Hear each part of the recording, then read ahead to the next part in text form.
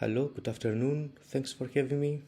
I'm Georgios Matis. I'm a neurosurgeon. I'm the head of the Pain and Spasticity section in the Department of Stereotactic and Functional Neurosurgery in the University Hospital of Cologne. The topic is back pain and spinal cord stimulation and journey in time. Over the next 10 minutes, I'm going to outline the current role of spinal cord stimulation in the interventional pain management, and I'm going to say some things about the future of the therapy. Let's start with the current of this therapy. The problem with chronic pain is that the chronic pain patients are really difficult patients. This is the pain detect questionnaire. It's a questionnaire we are using in order to see if the pain is neuropathic or nociceptive or something between the two types of pain. And here you can see that the patient has written some numbers. She should have written how intense the pain is on the scale from 0 to 10. She wrote all these numbers. It took us some seconds to figure it out that it was her mobile numbers. There are different types of treatment for back pain. This is one of them, but we do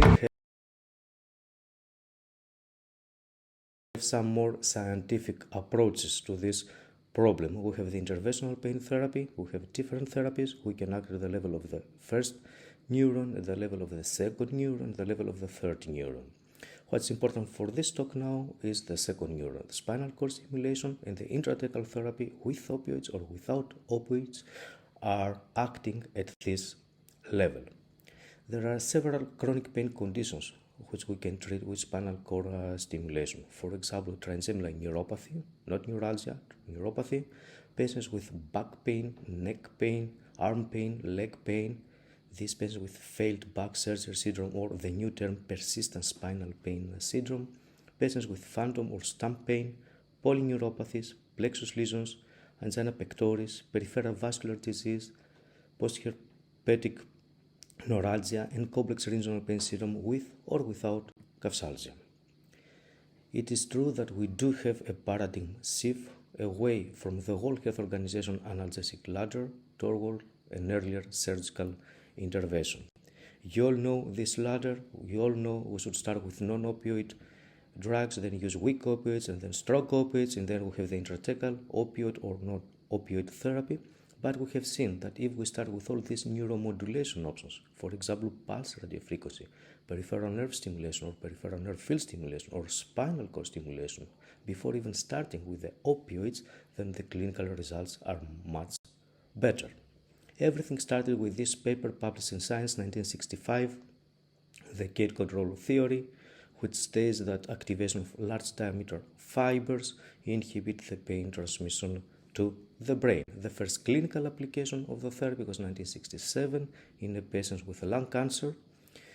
The colleagues implanted a lead. The patient was satisfied, but unfortunately he died 6 days after the implantation of the lead because of endocarditis. What is the concept here? The concept here is to implant 1 or 2 leads near the spinal cord, stimulate, deliver electrical impulses, and if the patient is satisfied with the result, then we should connect these leads to a neurostimulator, to a permanent battery. How it works? There are segmental effects at the level of the spinal cord, but also there are also supraspinal inhibitory pathways that are being influenced by this therapy. It is not a new therapy. We have it for more than 50 years. This is the first spinal cord stimulation meeting in Germany, in Freiburg, and all the devices you are seeing here are receivers, are devices implanted under the skin, and when the patient wanted to stimulate should use this antenna over the device in order to stimulate. It was not very practical. We have gone a really long way. The colleagues back then started with leads with only 1 contact. You can see such a lead here. Then we had leads with 2 contacts, with 4 contacts, with 8 contacts, and now we have up to 32 contact leads, percutaneous leads, or surgical or bundle leads. So this is what you can see using a C-arm in the operating room. If you implant 1 lead with 8 contacts, if you implant 2 leads with 8 contacts, or if you implant leads with 16 contacts, This is one more option. There's only one lead in the market to do that, and this was the first European implantation of such a lead in my department 2018. And then you have the neurostimulators, the permanent batteries. It could be rechargeable, could be non-rechargeable, with advantages and disadvantages. As with all therapies, the spinal cord stimulation has some indications, some contraindications, and some gray zones. These pictures were taken at 6 o'clock in the morning. This is my home, the University Hospital of Cologne. According to the German guidelines, according to the German Society for Neuromodulation, inclusion criteria for this therapy are patients with chronic pain, insufficiently treated with drugs or psychological therapy. More importantly, exclusion criteria: patients with severe coagulopathies, mental disturbances, addiction problems, secondary gains, inability to use the spinal cord stimulation system, advanced malignant tumor, and of course infections in the area of implantation. According to the German Society for Neuromodulation, the best two indications for this therapy is complex regional pain syndrome without capsalgia and persistent spinal pain syndrome, or failed back surgery syndrome if you like. For other indications such as angina pectoris or peripheral vascular disease, the recommendation is open. The majority of patients that are coming to us are patients with failed back surgery syndrome. And we know that unfortunately the failure rate of the lumbar spine surgery is somewhere between 10 and 46%. We also know for every additional spinal surgery, the satisfaction of the patient is not really high. But spinal cord stimulation is not a therapy only for such patients, for failed back surgery syndrome patients. There are other many good indications, for example, intractable angina pectoris, where we can implant the lead with a tip at C7 or T1.